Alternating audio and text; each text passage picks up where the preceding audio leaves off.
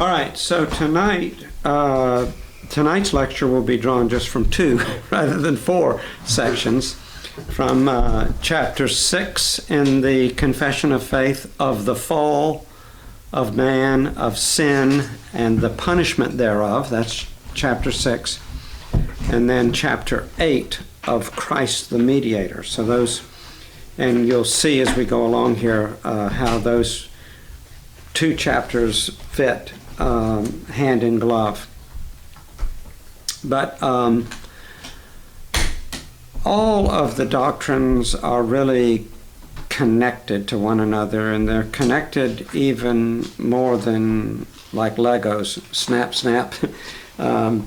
There's an organic connection. It's almost like there's one God, one doctrine, one truth, and we logically parse it out into various parts, but it's really one integrated, interconnected, and seamless body of truth.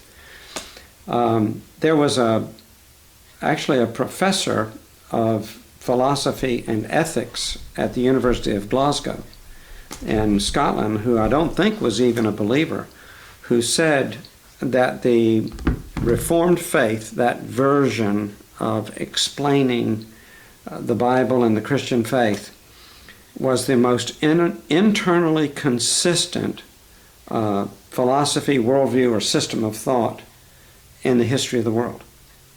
And what he meant by that, whether you agree with it or not, each piece of the thing fits together, interlocks with the other pieces in a way that they buttress, strengthen, aid and abet one another. So a lot of worldviews, a lot of philosophies have embedded within them clear contradictions, kind of statements of A and not A at the same time in various ways. But he felt, that was his opinion. You could say, well, he was a Scotsman, so of course he's got to defend the Reformed faith.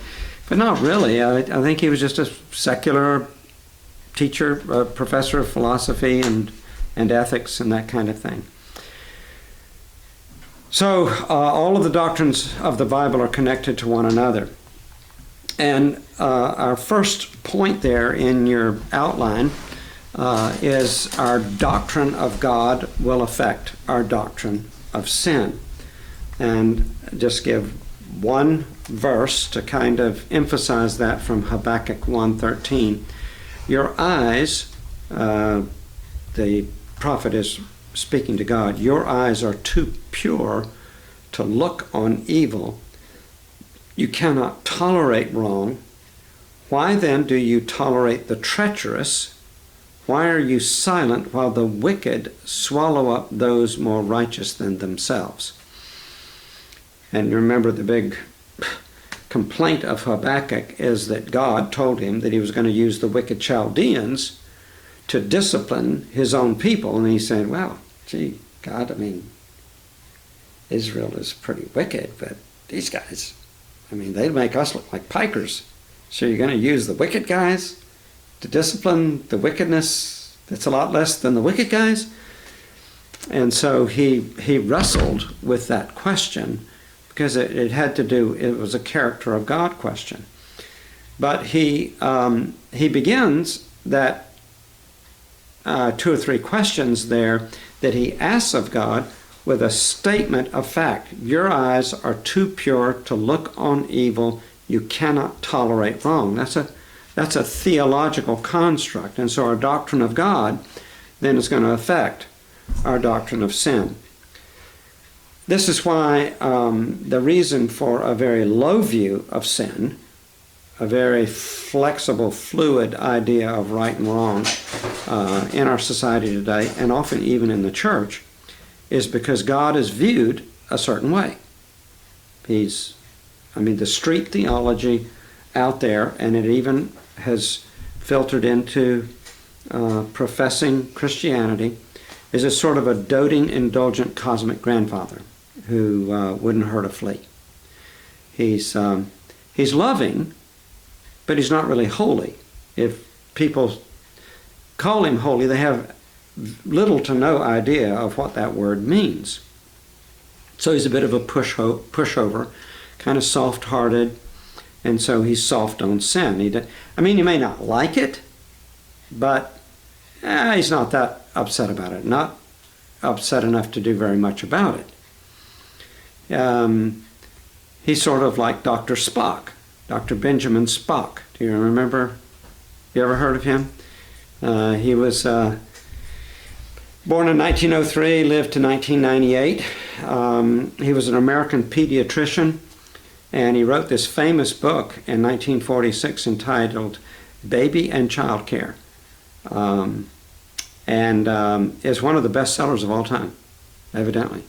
And it went through like about 12 editions, different published editions of that same book. And Dr. Spock, his idea toward raising kids was, don't ever fracture the soft little ego of the child. They'll flourish best in a lenient environment with a minimum amount of boundaries and expectations, where their creative imaginations are never shackled by prudish, confining restraints. Now just think about, by the way, the philosophy of Spock absolutely took over the post-World War II generation coming out of the war, raising baby boomer kids. Is it any mystery as to why baby boomers like me are the way we are? And then we kind of passed on a brand of that, even worse, to our offspring. And in Spock's world, and in the world, that whole kind of, he of course came out of a progressive, he was a very anti-war demonstrator type guy. He was actually thrown in jail several times for his anti-war activity. So he's a very kind of progressive fellow, and it was all part of that same worldview. If there's any such thing as sin at all, it's basically measured by some degree of deviation from community standards. So in other words, it's the ethics of the 51%. Whatever 51% say, that's right, that's wrong. And anything is okay, presumably, in that ethic, if you can call it that, as long as, quote, no one is hurt. Now, when you press the holders of that worldview, well, what do you mean? It's as long as no one else's precious just self-determination is infringed upon. That's, anybody that's harmed is anybody that's restrained, restricted. And that's where you can see how, the ethic of consenting adults. Anything is okay between consenting adults. Why? Because everyone's self-determination is honored and protected. And that's sort of, so in effect, good is determined by the dictates of the self. Each self establishes its own right or wrong. And there's no ultimate board of arbitration to which all self-determination must appeal. So you can see how that has led in our time to a kind of a 21st century Western world version of the book of Judges. You remember the summary? There's a summary verse that's repeated several times in the book of Judges that goes like this, that describes, that captures, as it were, that epoch in the history of Israel. Israel was in its infancy as a nation in Canaan, and it was kind of like the Old West, the Wild West, and this phrase summarizes it, quote, "Every man did that which was right in his own eyes." I mean, is that not today? I mean, totally. So we could say that our society has one moral absolute. What is it? It's one of your blanks. Individual freedom. And freedom is defined not as the Bible describes freedom. Here's the Bible description of the word freedom. The power to do what I ought. But the twisted modern American definition of freedom is the license to do whatever I want. Not the power to do what I ought, but the license to do what I want. So we could say it's individual freedom or personal autonomy. That's another phrase for this, essentially the same thing. Personal autonomy. And certainly there's no concept within this worldview that something is wrong because it's against God. There's no awareness. Remember, God's the doting grandfather. He wouldn't hurt a flea. And his attitude is kind of sweep our stuff under the rug, pat us on the head and say, boys will be boys, girls will be girls. And so he's barely in the picture if he's in the picture at all. So there's no awareness that God himself is the standard, sets the standard, and very little to no concept that folk will all have to individually give an account. Now, we know that because we're creatures created in the image of God and the law of God is written on our hearts, that there is a powerful instinct of that. And often, even when a person is almost consciously suppressing that thought, it kind of leaks around the edges. And there will be, even in raw-boned pagans, atheists, and agnostics, some sense of fear about beyond. What happens after I die? But as a society advances down this path, even that's eroded more and more. Now, so our doctrine of God will affect our doctrine of sin. That was the first point. The second point is that this also affects our view of salvation, how we view salvation.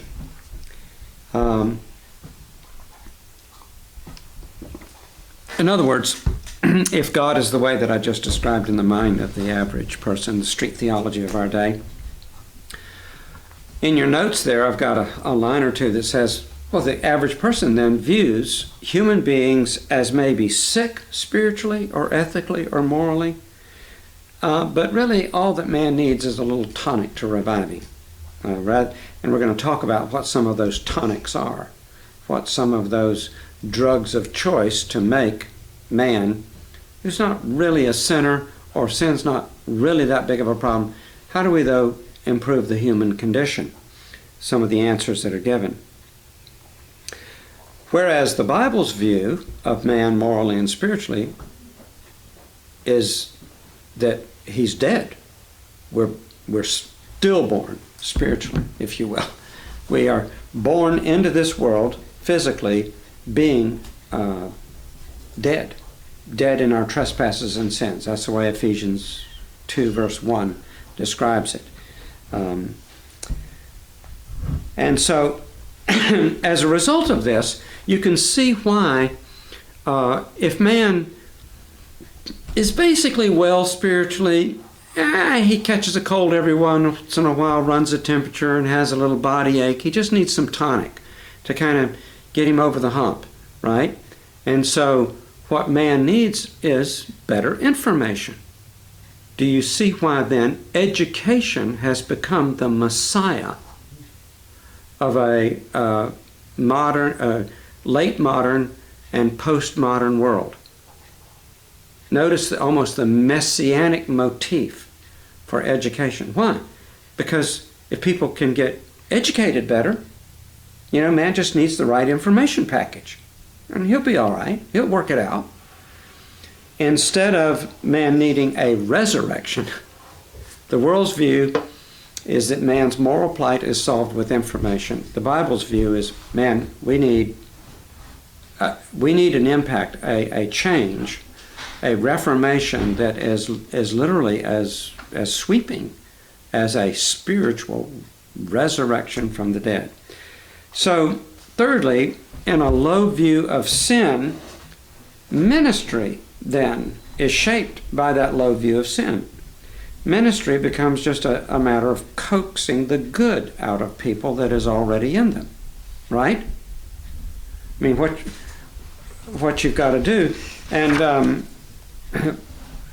you guys are aware that that what's in the minds of the average person out here in the world is that man is basically good. We just got to figure out how to maximize that good, to minimize the bad. But man is basically good, and we talk about our better angels. And let me ask you something. Did you notice how quickly, with this mass murder in Las Vegas, how quickly, in one breath, as people would talk about this heinous act, they wanted to quickly go to all the manifestations of sacrificial, noble, and courageous ways that people helped each other. And listen, aren't you thankful for what the Bible calls, or what the theologians call when they interpret the Bible, common grace? That in man's sinfulness, there are some amazing remnants of the divine nature. Man, even with sin, is still in the image of God. The image has been marred and scarred and mutated profoundly because of sin. But man is still in the image of God, and therefore has this infinite nobility and infinite value, right? That's why, for example, we're pro-life. We treasure all of human life, not just Christian human life. You following? But it's interesting, people, all the various commentators and the politicians and the people want to say, that's the American spirit. I would say yes. There are noble, courageous, thank God there were that night, people like that. Some of them Christians, even among non-Christians, there was that common grace remnant of nobility created in the image of God. But let me tell you something. We're also the guy that was up there on the 32nd floor shooting people. But I mean, the distance. I mean, that guy is such a monstrosity. He's such an aberration. He's nothing like us. Yeah, well, they don't. The interesting about this case is they are looking for that circumstance or that thing that sets him apart, that we can say, oh, we distance it from us. He's affiliated with ISIS, but they can't find it. No. So the more they look, the more he's like the rest of us. And they can't find that one circumstance or that one external motive that I wish I could remember his name. One of the Army attorneys that had as one of his main jobs was to interrogate at great length the Nazis at the Nuremberg trials. So he spent hundreds and hundreds of hours with those guys, talking to them, asking questions. And what terrified him when all of that was over is how much they're like us. How, in many, many respects, these were normal people. There were none of the, blatantly screaming attributes of sociopathic insanity. And it shook this guy very, very deeply. He wrote about it. I wish I could remember his name. All right. Yeah, but it doesn't make sense unless you believe that the human heart is broken and corrupt and fallen. Then it doesn't make sense. It'll never make exactly. sense, right? Yes, thank you. That's exactly the point here, is that your view of sin will absolutely determine how you go about doing ministry. See, the biblical view is to call people to see that they are hopelessly lost, that their only hope is to cry out to God for salvation, toward which they make absolutely no contribution, except, of course, bringing to the table their need for it. So here's the contribution we make to our eternal salvation, our sin. That's what we bring. That's what we offer in the arrangement, is our need for salvation. So sermons, teaching, counseling, ministry, shepherding people should not, of course, be nonstop scolding, but how few churches and sermons and teachings in churches have this element of challenge and of confrontation. One blog post, I think, just summarized it so well, said, "In our therapeutic culture, we primarily desire to feel good about ourselves, and we want to know how to be more successful at life. In this environment, the gospel is lost, and we are just looking for ways to improve ourselves so we can be happier." Now, how many ministries are like that? They basically give talks about how to improve your life, how to live a better and a happier life, and that kind of thing. How to face your own inner struggles and whatnot, or how to be better at communicating as a couple, and not all of that is bad per se, but there's very little of that comforting the afflicted and afflicting the comfortable. You know, that even Socrates, unbelieving Greek philosopher, said the unexamined life is not worth living. So ministry is always going to involve, if it's faithful to God's word, coaxing, leading people gently, lovingly to do that kind of self-examination that leads to getting in touch with your need so that you abandon yourself utterly to the provision of God in the gospel. So those are the two things: see our need, see Christ, and bring the two together. So two common reactions of the world to sin would be kind of the pop psychology labels of sin as being a kind of negative sort of thing, and guilt is a toxic spiritual abuse that has to be eradicated. So pop psychology essentially views guilt not as a like the idiot light going off on the panel of your soul that says, "Whoops, need some oil in the engine." But pop psychology takes a hammer. We'll fix that. Just get rid of the idiot light and it won't bother me anymore. And so pop psychology comes up with all kinds of strategies of denial. It's interesting, though, there was a psychologist, Carl Menninger, back in 1973, wrote a book entitled "Whatever Happened to Sin?" Because he saw the trend of pop psychology even back then and where it was headed, and he was trying to get out in front of the runaway train. It wasn't very successful.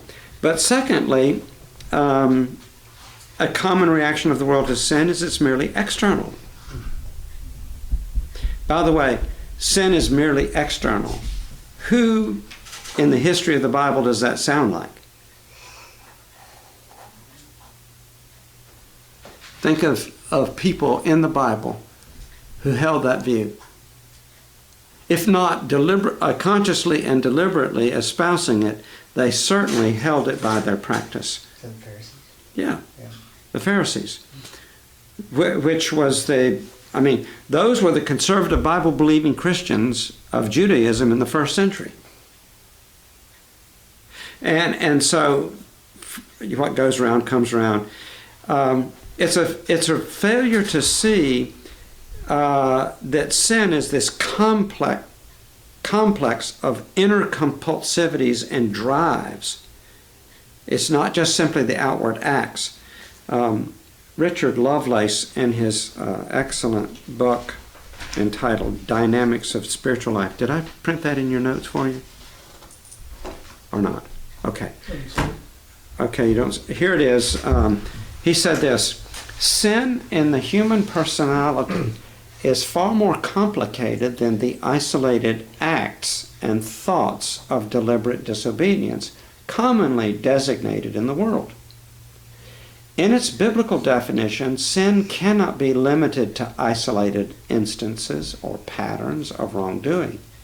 It is something much more akin to our psychological term complex, an organic network of compulsive attitudes, beliefs, and behavior deeply rooted in alienation from God.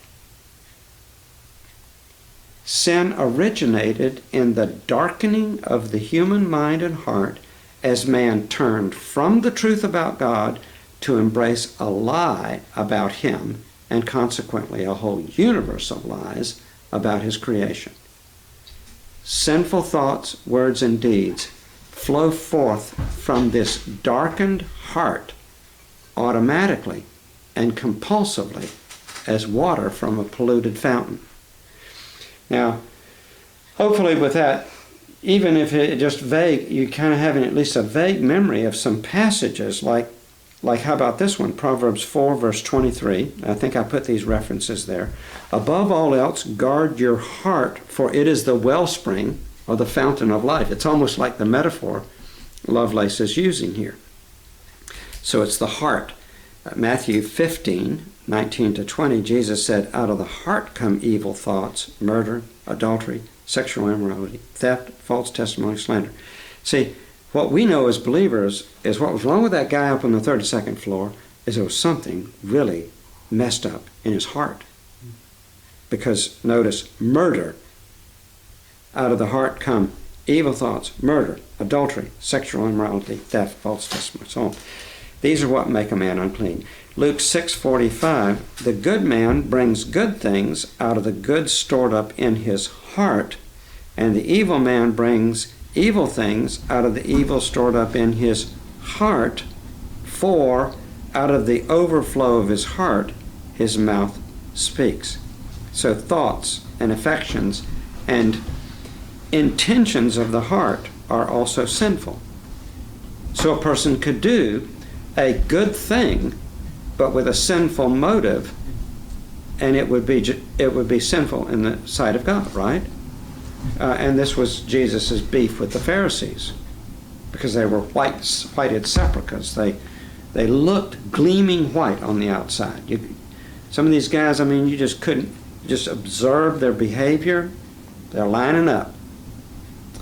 But Jesus says, inside your hearts are like a tomb, a whitewashed tomb full of dead men's bones. So now, how would this affect the way that you would help a person address a besetting sin problem? This is the thought question. Okay, let's apply this for a moment. You're ministering to somebody in the church, or just dealing with an issue in your own life, a besetting sin problem, or the life of a brother or sister in Christ. How do you deal with it? What has to be addressed?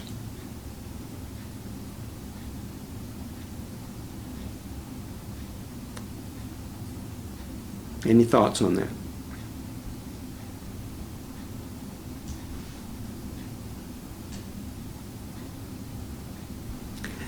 It's a hard question, isn't it?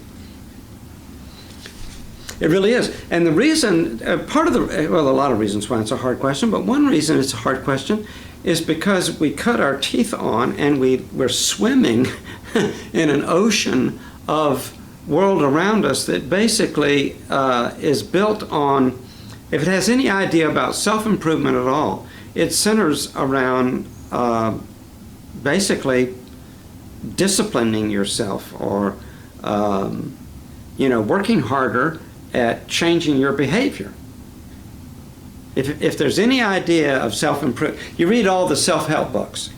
They all center around stop doing something and start doing something and develop different habits. And again, not all of that's bad or wrong per se. But it almost never addresses the core issue of why do I do what I do? So remember the why question for yourself and for people that you minister to. This week, I had a young man, 16-year-old, in my office, who is having,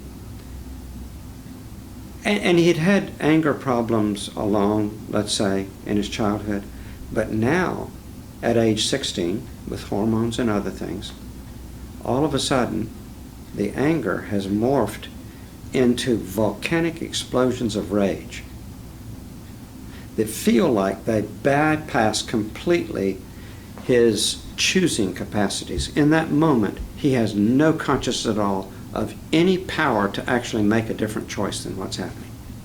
It comes from somewhere deep inside of him, and with little to no warning, bang, like a volcano explodes in rage. And he says and does things that he feels horrible about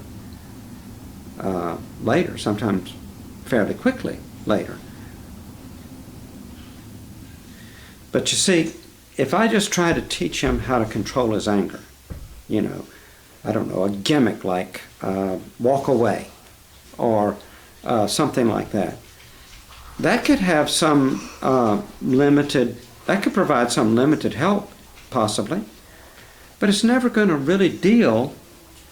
And here's what happens.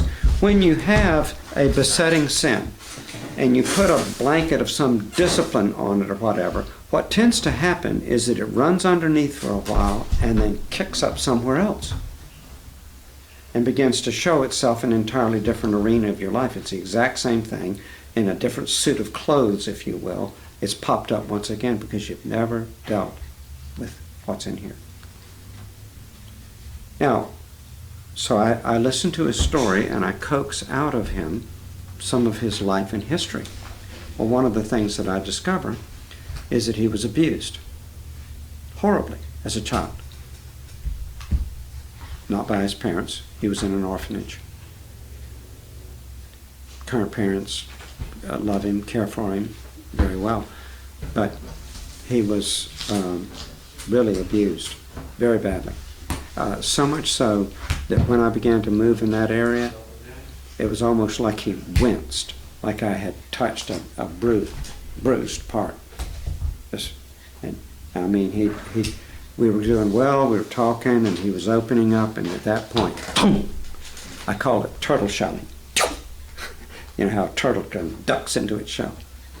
Now, what I'm